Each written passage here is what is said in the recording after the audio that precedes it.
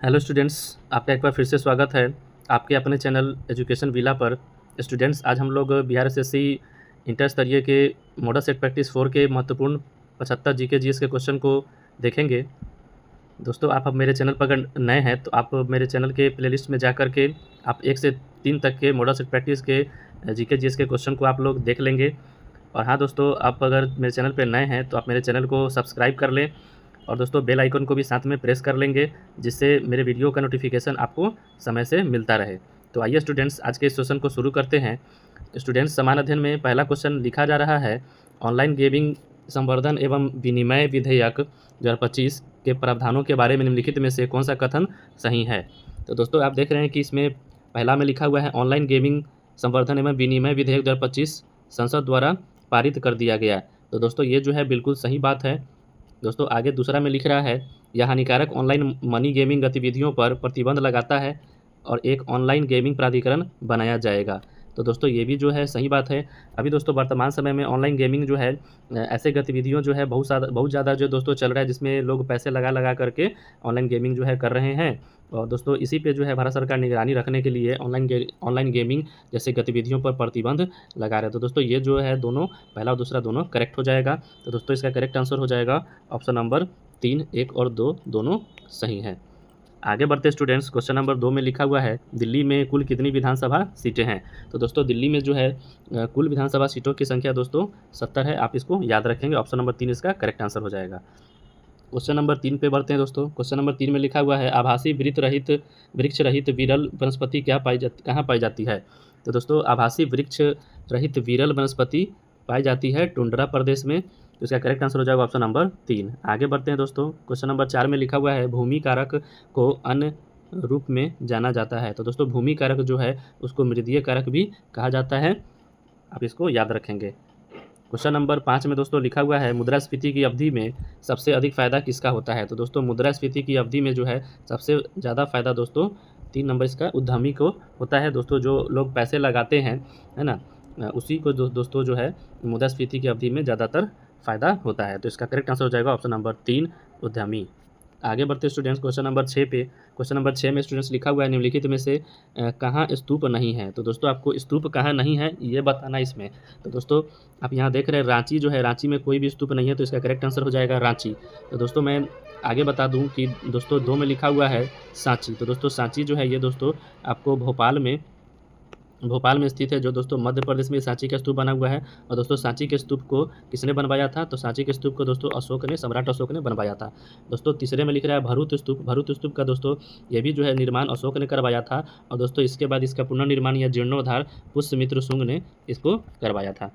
दोस्तों 4 नंबर में यहाँ पे लिखा हुआ है धमेक स्तूप भी दोस्तों इसका निर्माण भी अशोक ने ही करवाया था। और ये भी दोस्तों कहाँ स्थित है, तो ये भी दोस्तों मध्य प्रदेश में स्थित है। और दोस्तों अशोक के बारे में ऐसा माना जाता है, या ऐसा जो है भारतीय इतिहास में दिया गया है कि सम्राट अशोक ने अभी तक लगभग 20,000 स्तूपों का दोस्तों निर्माण करवाया हुआ है। तो दोस्तों इस बात को आप याद रखेंगे। तो दोस्तों इस क्वेश्चन का करेक्ट आंसर हो जाएगा ऑप्शन नंबर 1 रांची में एक भी स्तूप नहीं है। आगे बढ़ते हैं स्टूडेंट्स क्वेश्चन नंबर 7 पे। क्वेश्चन नंबर 7 में स्टूडेंट्स लिखा हुआ है, निम्नलिखित में से कौन सी पुस्तक जवाहरलाल नेहरू ने नहीं लिखी है। तो दोस्तों जवाहरलाल नेहरू ने कौन सी पुस्तक नहीं लिखी है, आपसे ये पूछा जा रहा है। तो दोस्तों डिस्कवरी ऑफ इंडिया ये पुस्तक जवाहरलाल नेहरू द्वारा लिखित है।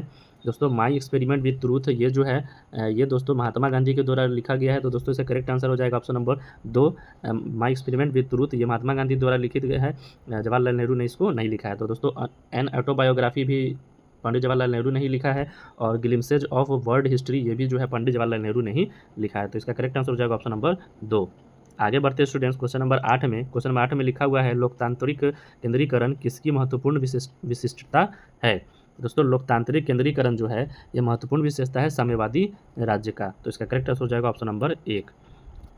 आगे बढ़ते स्टूडेंट्स क्वेश्चन नंबर 9 पे। क्वेश्चन नंबर 9 में लिखा हुआ है, भारत के संविधान में भारत को किस रूप में वर्णित किया गया है। तो दोस्तों भारत के संविधान में भारत को राज्यों का संघ के रूप में वर्णित किया गया है। और दोस्तों भारत को राज्यों का संघ ये आप याद रखेंगे, आर्टिकल 1 में, आर्टिकल 1 में जो है भारत को राज्यों का संघ कहा गया है, आप इसे याद रखेंगे।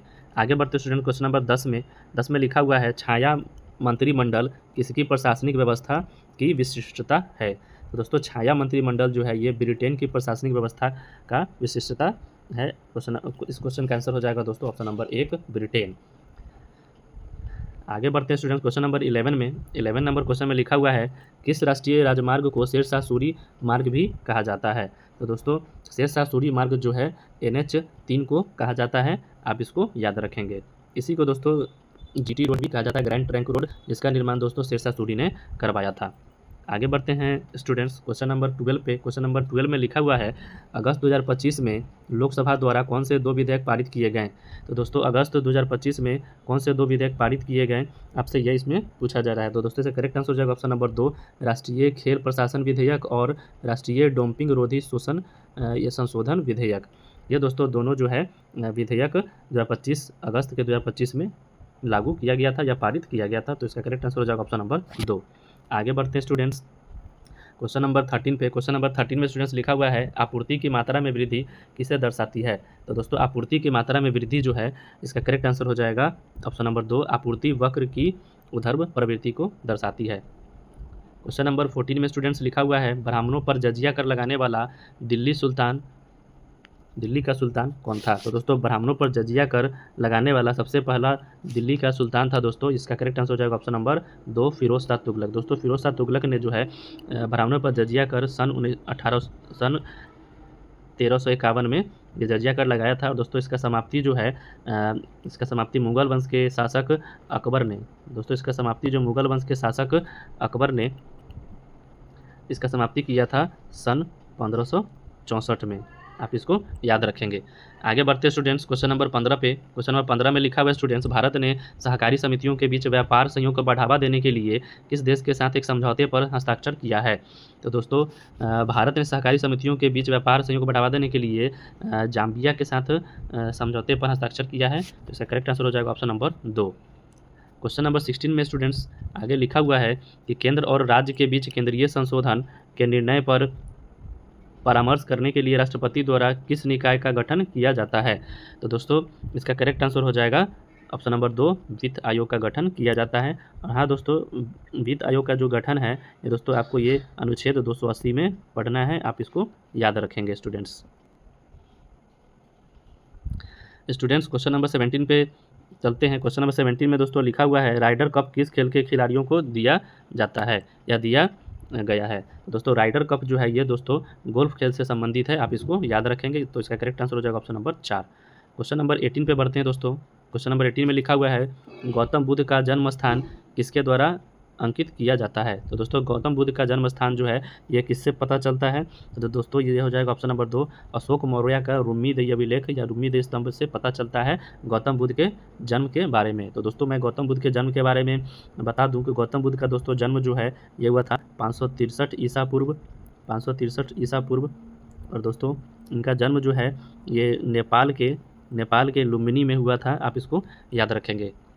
आगे बढ़ते स्टूडेंट्स क्वेश्चन नंबर 19 पे। 19 नंबर क्वेश्चन में लिखा हुआ है किसी परिवार द्वारा अपने निजी उपयोग के लिए मक्खन घी तैयार करना किसका भाग है। तो दोस्तों इसका ऑप्शन लिखा हुआ है, पहला नंबर ऑप्शन इसमें लिख रहा है दोस्तों निजी लेखा निर्माण, दूसरा में है घरेलू पूंजी निर्माण, तीसरा में औद्योगिक उत्पादन और चौथा में दोस्तों खपत। तो दोस्तों इसका करेक्ट आंसर हो जाएगा ऑप्शन नंबर 4, खपत। आगे बढ़ते स्टूडेंट्स क्वेश्चन नंबर 20 पे। क्वेश्चन नंबर 20 में दोस्तों लिखा हुआ है यूरोप में आलू की पैदावार किसने शुरू किया था। तो दोस्तों यूरोप में आलू की पैदावार जो है स्पेनिशों ने शुरू किया था। तो दोस्तों इसका करेक्ट आंसर हो जाएगा ऑप्शन नंबर 3। क्वेश्चन नंबर 21 में स्टूडेंट्स लिखा हुआ है अमेरिका में शीतलहर की वर्तमान अवधि क्या कारण है। तो दोस्तों अमेरिका में शीतलहर की वर्तमान अवधि का कारण है वहाँ के ध्रुवीय बवंडर का आना। तो इसका करेक्ट आंसर हो जाएगा ऑप्शन नंबर 1। आगे बढ़ते स्टूडेंट्स क्वेश्चन नंबर 22 पे। क्वेश्चन नंबर 22 में लिखा हुआ है किस देश की संसद ने हाल ही में इंगा रुगिनियन को अपना नया प्रधानमंत्री नियुक्त किया है। तो दोस्तों इंगा रुगिनियन को नया प्रधानमंत्री नियुक्त किया गया है लिथुआनिया का। तो इसका करेक्ट आंसर हो जाएगा ऑप्शन नंबर 4। आगे बढ़ते स्टूडेंट्स क्वेश्चन नंबर 23 पे। क्वेश्चन नंबर 23 में लिखा हुआ स्टूडेंट्स उपभोक्ता संरक्षण अधिनियम 1986 में किस वर्ष संशोधन किया गया था। तो दोस्तों उपभोक्ता संरक्षण अधिनियम 1986 में दोस्तों संशोधन किया गया था, ऑप्शन नंबर 4 इसका करेक्ट आंसर हो जाएगा 1991। आगे बढ़ते स्टूडेंट्स क्वेश्चन नंबर 24 पे। क्वेश्चन नंबर 24 में स्टूडेंट्स लिखा हुआ है कंप्यूटर में द्वितीयक संग्राहक सिस्टम के रूप में निम्नलिखित में से किसका प्रयोग किया जाता है। तो दोस्तों कंप्यूटर में द्वितीयक संग्रह के रूप में प्रयोग किया जाता है फ्लॉपी का। तो इसका करेक्ट आंसर हो जाएगा ऑप्शन नंबर 2। अगला क्वेश्चन स्टूडेंट 25 में लिखा हुआ है, निम्नलिखित में से कौन आज़ाद हिंद फौज के संस्थापक हैं? तो दोस्तों आज़ाद हिंद फौज की स्थापना किया था सुभाष चंद्र बोस ने। तो दोस्तों सुभाष चंद्र बोस ने आज़ाद हिंद फौज की स्थापना दोस्तों किया था, इन्होंने सिंगापुर में इसका स्थापना किया था। और दोस्तों इनका स्थापना जो है ये किए थे 1943 में, आप इसको याद रखेंगे। अगला क्वेश्चन पे चलते स्टूडेंट्स। क्वेश्चन नंबर 26 में स्टूडेंट्स लिखा हुआ है, सड़क परिवहन और राजमार्ग मंत्री नितिन गडकरी के अनुसार वैश्विक ऑटोमोबाइल बाजार में भारत ने कौन सा स्थान प्राप्त किया है? तो दोस्तों इनके अनुसार जो है भारत ने जो है वैश्विक ऑटोमोबाइल बाजार में तीसरा स्थान प्राप्त किया है। ऑप्शन नंबर 3 इसका करेक्ट आंसर हो जाएगा। अगले क्वेश्चन पे चलते स्टूडेंट्स। क्वेश्चन नंबर 27 में लिखा हुआ है, राज्य सरकार के संबंध में स्थानीय सरकार किसका प्रयोग करती है? तो दोस्तों राज्य सरकार के संबंध में स्थानीय सरकार प्रयोग करती है प्रत्यायोजित प्राधिकार का। तो इसका करेक्ट आंसर हो जाएगा ऑप्शन नंबर 2। आगे बढ़ते स्टूडेंट्स क्वेश्चन नंबर 28 पे। क्वेश्चन नंबर 28 में लिखा हुआ है, भारतीय शांति का जनक किसे समझा जाता है? तो दोस्तों भारतीय शांति का जनक जो है कहा जाता है बाल गंगाधर तिलक को। तो करेक्ट आंसर हो जाएगा इसका ऑप्शन नंबर 1। आगे बढ़ते स्टूडेंट्स क्वेश्चन नंबर 29 में लिखा हुआ है, ऑब्सीडियन, एंडेसाइट, गैब्रो और पेरोडाइट क्या है? तो दोस्तों ऑब्सीडियन, एंडोसाइट, गैब्रो और पेरोडाइट जो है दोस्तों ये एक चट्टान का प्रकार है जिसमें आग्नेय चट्टान का ये प्रकार होता है। तो इसका करेक्ट आंसर हो जाएगा ऑप्शन नंबर 2। चलिए स्टूडेंट्स आगे बढ़ते हैं। स्टूडेंट्स क्वेश्चन नंबर 30 में लिखा हुआ है, जहां कानून नहीं वहाँ स्वतंत्रता नहीं, यह किसने कहा था? तो दोस्तों जहां कानून नहीं वहाँ स्वतंत्रता नहीं, यह कथन जो है दोस्तों ऑप्शन नंबर 4 इसका करेक्ट आंसर हो जाएगा। जॉन लॉक ने यह कथन कहा था कि जहाँ कानून नहीं वहाँ स्वतंत्रता नहीं। आगे बढ़ते स्टूडेंट्स क्वेश्चन नंबर 31 में। स्टूडेंट्स क्वेश्चन नंबर 31 में आपको यहाँ पे मिलान करने के लिए सूची 1 से सूची 2 को मिलान करना है। सूची 1 में दोस्तों पारंपरिक खेल का नाम यहाँ दिए हुए आपको, यहाँ पे कुछ 4 गो, और दोस्तों यहाँ पे इधर जो है सूची 2 में राज्य जहाँ वे खेले जाते हैं। तो दोस्तों यहाँ पे दोस्तों इसमें खेलों का स्थान आपको बताना है कि ये खेल कहाँ खेले जाते हैं। तो दोस्तों आपका देख रहे हैं कि पहले में ए में लिखा हुआ है कि कलरीपायट्टू। दोस्तों कलरीपायट्टू जो है ये खेल असम का है। उसके बाद दोस्तों दे रहा है बी में तीरंदाजी। तो दोस्तों तीरंदाजी जो है दोस्तों ये जो है पारंपरिक खेल है मणिपुर का। उसके बाद जलीकट्टू। दोस्तों जलीकट्टू जो है मैं बता दूं आपको ये जो है दोस्तों तमिलनाडु में खेला जाता है। और मलखम्ब जो है दोस्तों ये मध्य प्रदेश में खेला जाता है। तो दोस्तों आप देख रहे हैं कलरीपायट्टू ए में है और ए का आप ऑप्शन टिक लगाए हैं 2। तो दोस्तों ये जो है ए का 2 हो जाएगा। उसके बाद दोस्तों आप देख रहे हैं कि तीरंदाजी जो है बी में है, बी का 4 हो जाएगा दोस्तों। तो बी का 4 दोस्तों आप देख रहे हैं कि ऑप्शन नंबर 2 में है, तो 2 ही इसका करेक्ट आंसर हो जाएगा। मतलब दोस्तों ए का ये 2 हो जाएगा, मतलब कि कलरीपायट्टू का केरल, बी का 4 है। तो दोस्तों बी का 4 मतलब कि तीरंदाजी हो जाएगा दोस्तों मणिपुर, और सी का 1 है दोस्तों मतलब कि जलीकट्टू दोस्तों तमिलनाडु, और डी का 3 तो इसका मतलब दोस्तों हो गया कि मलखम्ब जो है दोस्तों मध्य प्रदेश हो जाएगा इसका करेक्ट आंसर। तो दोस्तों इस क्वेश्चन का करेक्ट आंसर हो जाएगा ऑप्शन नंबर 2। आगे बढ़ते हैं स्टूडेंट्स क्वेश्चन नंबर 32 पे। 32 नंबर क्वेश्चन में स्टूडेंट्स लिखा हुआ है, भारतीय दंड संहिता आईपीसी की कौन सी धारा समलैंगिक, लंपट, गे, उभय लैंगिक और पैरालैंगिक LGBT समुदाय से संबंधित है? तो दोस्तों ये जो है भारतीय दंड संहिता की आईपीसी धारा 377 के तहत ये जो है दोस्तों इन चीज़ों के बारे में बात किया गया है। तो दोस्तों इस क्वेश्चन का करेक्ट आंसर हो जाएगा ऑप्शन नंबर 1 धारा 377। आगे बढ़ते हैं तो स्टूडेंट्स क्वेश्चन नंबर 33 में लिखा हुआ है, स्टूडेंट्स निम्नलिखित में से क्या हम भारत के लोग इस वाक्य से शुरू होता है? तो दोस्तों आपको पता होगा हम भारत के लोग इस वाक्य से शुरू होता है भारतीय संविधान की प्रस्तावना। दोस्तों भारतीय संविधान की प्रस्तावना, हम भारत के लोग भारत को धर्मनिरपेक्ष लोकतांत्रिक गणराज्य बनाने के लिए प्रेरित करते हैं, ऐसा ही कुछ करके दोस्तों शुरू किया जाता है भारत के संविधान को। तो दोस्तों इस क्वेश्चन का करेक्ट आंसर हो जाएगा ऑप्शन नंबर 3 भारत का संविधान। आगे बढ़ते हैं स्टूडेंट्स क्वेश्चन नंबर 34 पे। क्वेश्चन नंबर 34 में स्टूडेंट्स लिखा हुआ है, सरकारिया आयोग संबंधित है। स्टूडेंट्स सरकारिया आयोग संबंधित है, इसका ऑप्शन मैं आपको दिखा देता हूं। ऑप्शन इसमें दोस्तों लिखा हुआ है, पहले नंबर में लिखा हुआ है स्टूडेंट्स केंद्र राज्य संबंध, दूसरे में है आपातकाल से संबंधित प्रावधानों से, कावेरी जल विवाद से और प्रशासनिक सुधारों से। तो दोस्तों इसका करेक्ट आंसर हो जाएगा ऑप्शन नंबर 1 सरकारिया आयोग जो है ये केंद्र राज्य संबंध से संबंधित है, आप इसको याद रखेंगे। अगला क्वेश्चन स्टूडेंट्स में लिखा हुआ है 35 नंबर में कि बिहार राज्य में फिल्म की दुनिया की शुरुआत करने का श्रेय किसे जाता है? तो दोस्तों बिहार राज्य में फिल्म की दुनिया का शुरुआत जो है दोस्तों महाराजा भूपेंद्र नारायण सिंह को जाता है इसका श्रेय। तो ऑप्शन नंबर 3 इसका करेक्ट आंसर हो जाएगा। आगे बढ़ते स्टूडेंट्स क्वेश्चन नंबर 36 में। क्वेश्चन नंबर 36 में स्टूडेंट्स लिखा हुआ है, बिहार के पटना से संबंधित कौन सी कथन है? तो दोस्तों यहाँ आप देख रहे हैं पहला में लिखा हुआ है, यहाँ 1580 में अकबर ने टकसाल या मुद्रालय का गठन किया था। तो दोस्तों ये जो है ये बिल्कुल सही बात है।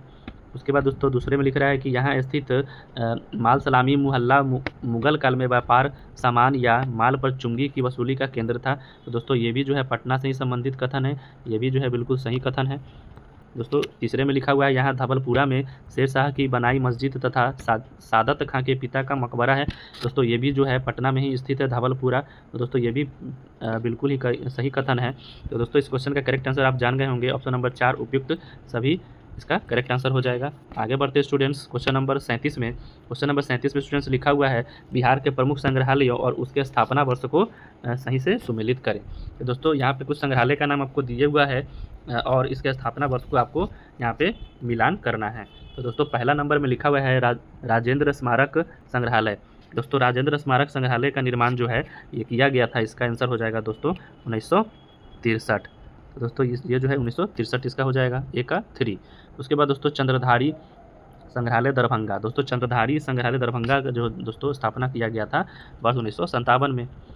गया संग्रहालय अगला में लिख रहा है दोस्तों, गया संग्रहालय जो कि गया में स्थित है दोस्तों, इसका स्थापना जो है किया गया था 1952 में।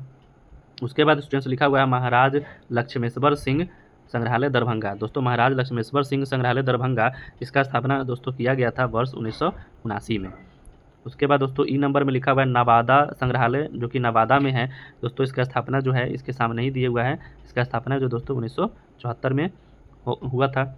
उसके बाद दोस्तों आपको दिए हुआ F नंबर में गांधी संग्रहालय जो पटना में स्थित है, इसका स्थापना 1967 में हुआ था। स्टूडेंट्स आप आगे यहाँ देख रहे हैं ऑप्शन में दोस्तों लिखा हुआ है, मैंने आपको ए का 3 बताया था दोस्तों, आप ए का 3 जो है आप ऑप्शन नंबर 1 में देख रहे हैं। तो दोस्तों इसका करेक्ट आंसर हो जाएगा ऑप्शन नंबर 1। आगे बढ़ते हैं स्टूडेंट्स क्वेश्चन नंबर 38 पे। क्वेश्चन नंबर 38 में लिखा हुआ है स्टूडेंट्स चिटगांव षड्यंत्र का नेतृत्व किया। तो दोस्तों चिटगांव षड्यंत्र जो था इसका नेतृत्व किसने किया था, आपसे यहाँ पे ये पूछा जा रहा है। तो दोस्तों इसका करेक्ट आंसर हो जाएगा ऑप्शन नंबर 4 सूर्यसेन ने। तो दोस्तों चिटगांव षड्यंत्र जो है दोस्तों, ये चिटगांव षड्यंत्र कब शुरू हुआ था। तो दोस्तों चिटगांव षड्यंत्र जो है ये दोस्तों शुरू हुआ था 18 अप्रैल वर्ष 1930 में ये शुरू हुआ था। आगे बढ़ते स्टूडेंट क्वेश्चन नंबर 39 पे। क्वेश्चन 39 में लिखा हुआ है भारतीय रिजर्व बैंक का मुख्यालय स्थित है। दोस्तों भारतीय रिजर्व बैंक का मुख्यालय आपको पता होगा, ऑप्शन नंबर 2 इसका करेक्ट आंसर हो जाएगा, मुंबई में इसका मुख्यालय स्थित है। दोस्तों मैं आपको बताता चलूँ कि भारतीय रिजर्व बैंक का स्थापना जो है दोस्तों मुंबई में किया गया था। और ये कब किया गया था दोस्तों, तो इसका स्थापना दोस्तों ये किया गया था 1 अप्रैल सन 1935 में इसका स्थापना किया गया था। आप इसको याद रखेंगे।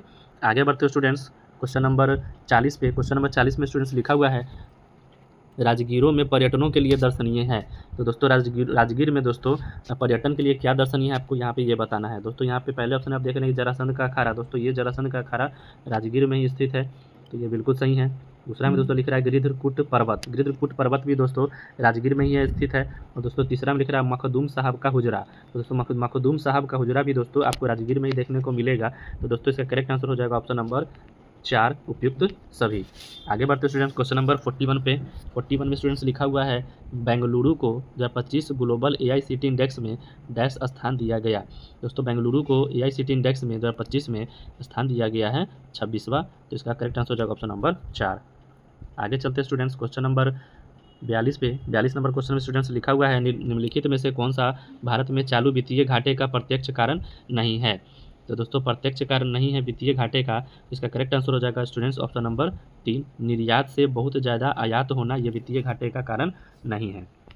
आगे बढ़ते हैं स्टूडेंट्स प्रश्न 43 पे। प्रश्न नंबर 43 में लिखा हुआ है स्टूडेंट्स निम्नलिखित में से कौन सी स्थिति में भारत में आपातकाल नहीं लगाया जा सकता। तो दोस्तों भारत में आपातकाल तब नहीं लगाया जा सकता जब इसे राष्ट्रपति द्वारा सरकार को भंग जब दिया जाता है, तो ये जो है राष्ट्रीय आपातकाल तब नहीं लग सकता है। दोस्तों मैं आपको इसमें बताता चलूँ राष्ट्रपति शासन जो है दोस्तों, राष्ट्रपति शासन ये आपको पढ़ने हैं अनुच्छेद 356 में इसका चर्चा किया गया है।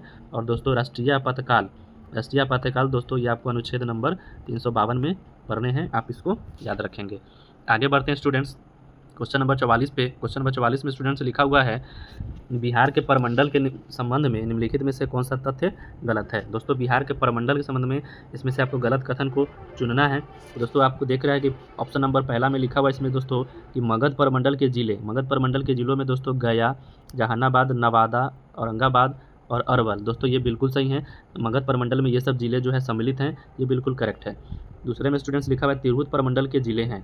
दोस्तों तिरहुत प्रमंडल में पूर्वी चंपारण भी आता है, पश्चिम चंपारण भी आता है, मुजफ्फरपुर, सीतामढ़ी, शिवहर, वैशाली, ये सब दोस्तों ये तिरहुत प्रमंडल के अंतर्गत ही आते हैं, तो ये भी बिल्कुल करेक्ट हो जाएगा। दोस्तों तीसरे में लिख रहा है सारण प्रमंडल के जिले। सारण प्रमंडल में दोस्तों आप देख रहे हैं कि मुजफ्फरपुर अभी आपने देखा कि ये तिरहुत में पड़ता है, तो ये गलत है। वैशाली दोस्तों ये भी तिरहुत प्रमंडल के अंतर्गत आता है, तो ये भी गलत है। गोपालगंज दोस्तों ये सही है, और शिवहर भी दोस्तों आप देख रहे हैं कि शिवहर जो है ये भी तिरहुत प्रमंडल के अंतर्गत आता था, तो ये भी दोस्तों सारण प्रमंडल का जिला नहीं होगा, ये भी गलत है। और सिवान बिल्कुल सही है। और दोस्तों एक इसमें और रह गया जो मैं आपको यहाँ पे लिख देता हूँ, एक दोस्तों यहाँ पे रह गया सारण, जो कि छपरा जो है, छपरा जिला इसके अंतर्गत ये पड़ता है। तो दोस्तों तो इसमें आपको बताना था कि बिहार के प्रमंडल में कौन सा गलत है, तो दोस्तों ये तीसरा ऑप्शन ही इसका करेक्ट आंसर हो जाएगा, यही आपको गलत इसमें दिया हुआ है। आगे बढ़ते हैं स्टूडेंट्स। 45 नंबर क्वेश्चन में लिखा हुआ है संविधान का आधारमूल ढांचा परिभाषित है। तो दोस्तों संविधान का आधारमूल ढांचा जो है ये परिभाषित है किसके द्वारा, तो दोस्तों इसका करेक्ट आंसर हो जाएगा संसद द्वारा, ऑप्शन नंबर 2। आगे बढ़ते स्टूडेंट्स क्वेश्चन नंबर 46 पे। क्वेश्चन नंबर 46 में स्टूडेंट्स लिखा हुआ है मौलिक अधिकारों के उल्लंघन के किसी मामलों की सुनवाई की जा सकती है। तो दोस्तों मौलिक अधिकारों का उल्लंघन का अगर आप इस मौलिक अधिकार का उल्लंघन करते हैं तो इसके मामलों की सुनवाई दोस्तों, तो इसका करेक्ट आंसर हो जाएगा ऑप्शन नंबर 3, उच्चतम न्यायालय द्वारा सीधे जो है इसका कार्रवाई या सुनवाई किया जा सकता है, तो इसका करेक्ट आंसर हो जाएगा ऑप्शन नंबर 3। आगे बढ़ते स्टूडेंट्स क्वेश्चन नंबर 47 में। क्वेश्चन नंबर 47 पे स्टूडेंट्स लिखा हुआ है भारत के संविधान में संशोधन किए जा सकते हैं। तो दोस्तों भारत के संविधान में संशोधन संसद के द्वारा किए जा सकते हैं, और दोस्तों इसका संशोधन दोस्तों जो है आर्टिकल 368 के द्वारा किए जा सकते हैं। और दोस्तों आपको भारत के संविधान संशोधन को आर्टिकल 368 में पढ़ने हैं, और दोस्तों ये इसका भारतीय संविधान संशोधन का चर्चा जो है दोस्तों भाग 20 में उल्लेखित है, आप इसको याद रखेंगे। आगे बढ़ते स्टूडेंट्स क्वेश्चन नंबर 48 पे। क्वेश्चन नंबर 48 में स्टूडेंट्स लिखा हुआ है विश्व का सबसे ऊंचा जलप्रपात है। तो दोस्तों आपको बताना है विश्व का सबसे ऊंचा जलप्रपात निम्नलिखित में से कौन है। तो दोस्तों नियाग्रा जलप्रपात, मैं आपको बता दूं ये जो है दोस्तों ये यूएसए और कनाडा में के अंतर्गत आता है दोस्तों नियाग्रा जलप्रपात। दोस्तों बोयोमार जलप्रपात दोस्तों ये जो है कांगो या कांगो बेसिन में पड़ता है, तो ये भी इसका करेक्ट आंसर नहीं होगा। दोस्तों साल्टो एंजिल जलप्रपात, दोस्तों साल्टो एंजिल जलप्रपात जो है दोस्तों ये जो है वेनेजुएला में स्थित है, तो इसका करेक्ट आंसर ऑप्शन नंबर 3 ही होगा। सबसे ऊंचा जलप्रपात जो है दोस्तों साल्टो एंजिल जलप्रपात ही है।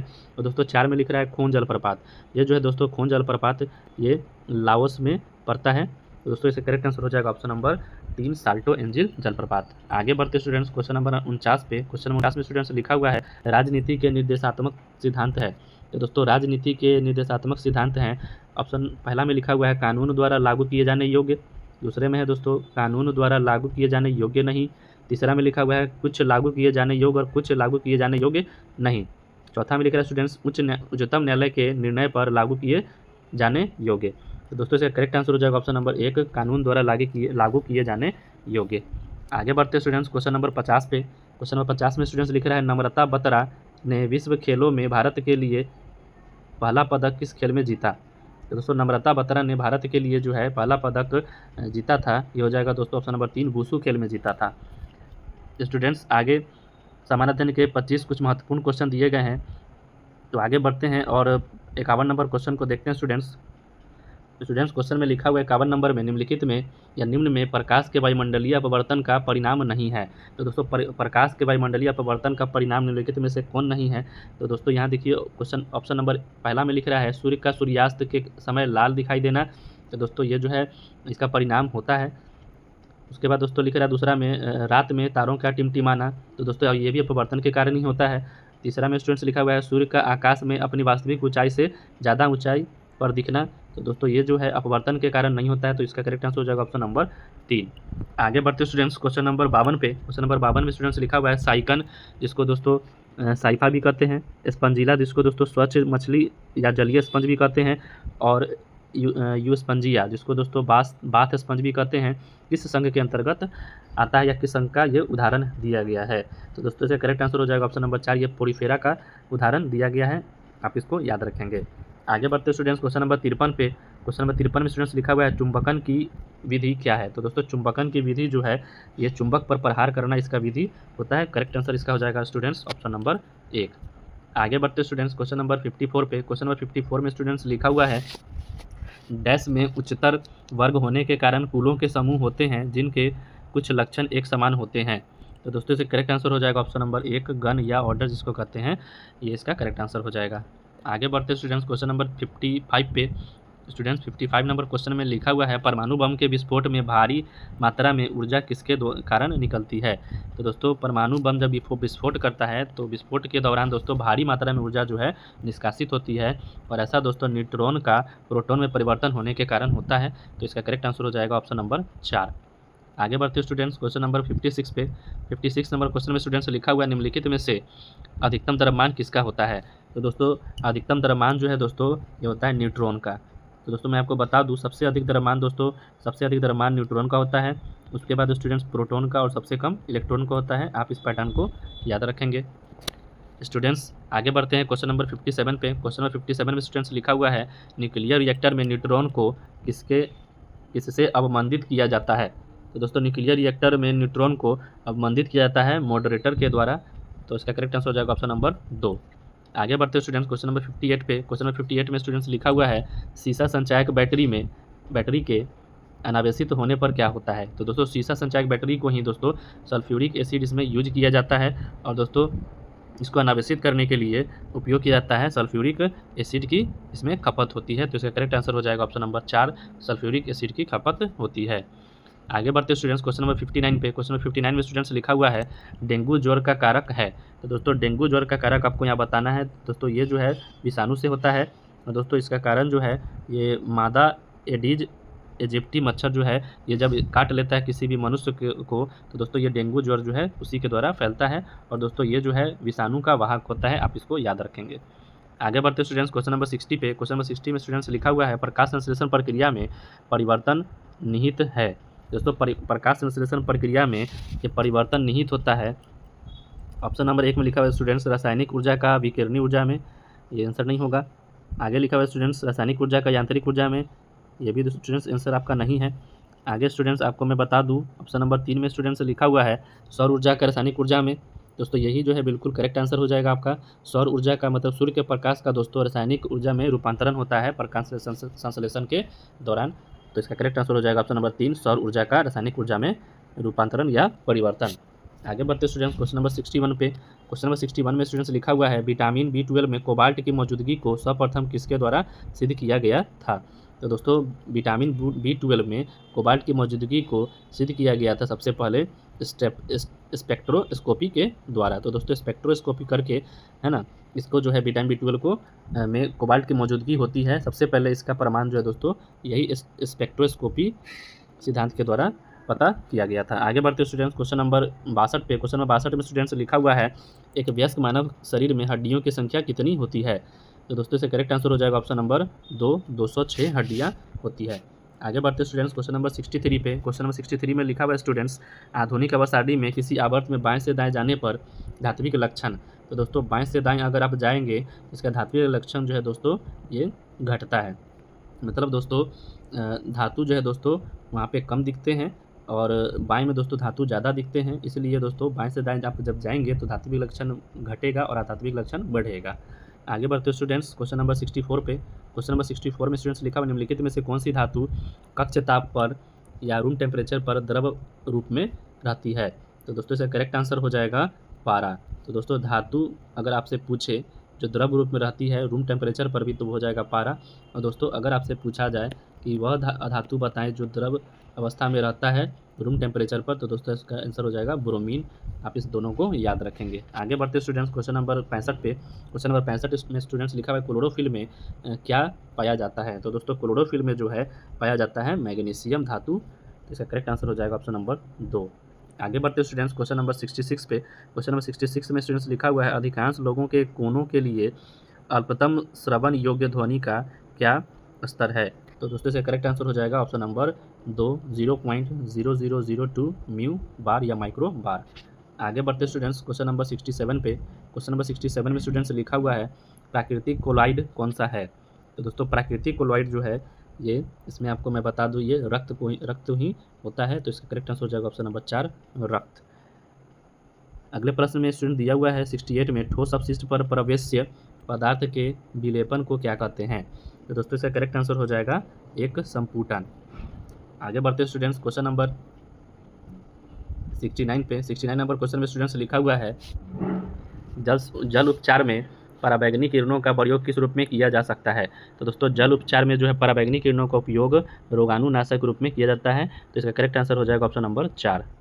अगला क्वेश्चन 70 नंबर में स्टूडेंट्स लिखा हुआ है टेबल शर्करा किस प्रकार की शर्करा है। तो दोस्तों टेबल शर्करा जो है इसी को सुक्रोज भी कहा जाता है। तो इसका करेक्ट आंसर हो जाएगा ऑप्शन नंबर 4। अगले क्वेश्चन में स्टूडेंट 71 नंबर में लिखा हुआ है जल चक्र का क्या अभिप्राय है या अभिप्राय किससे है। तो दोस्तों जल चक्र का अभिप्राय जो है दोस्तों इसका करेक्ट आंसर हो जाएगा ऑप्शन नंबर 2। जल का महासागर से पृथ्वी की ओर और पुनः महासागर की ओर निरंतर संचलन, दोस्तों इसी को जो है जल चक्र का प्रक्रिया कहा जाता है। आगे बढ़ते स्टूडेंट्स क्वेश्चन नंबर 72 पे 72 नंबर क्वेश्चन में स्टूडेंट्स लिखा हुआ है किसी स्थान पर उच्च ज्वार भाटाओं में कितना अंतराल होता है। तो दोस्तों किसी स्थान पर उच्च ज्वार भाटाओं में यह अंतराल देखने को मिलता है 12 घंटे 26 मिनट का। तो दोस्तों मैं आपको बता दूं उच्च ज्वार भाटा किस कंडीशन में आता है। तो दोस्तों जब अर्थ, चांद, मून और दोस्तों सन, सूर्य, तो दोस्तों अर्थ, पृथ्वी, मून, चांद और सन, सूर्य, ये तीनों जब है दोस्तों एक ही रेखा में जब आ जाता है, एक ही सीधी रेखा में जब पाया जाता है, तब जो है उस कंडीशन में उच्च ज्वार भाटा आता है। और जो कितने अंतराल का होता है दोस्तों, ये दोस्तों 12 घंटे 26 मिनट का आता है।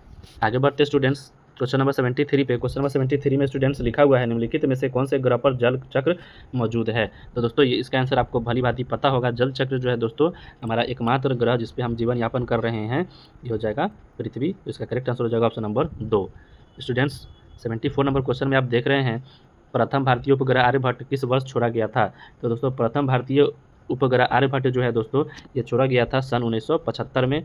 आप इसको याद रखेंगे। इसका करेक्ट आंसर हो जाएगा ऑप्शन नंबर 2।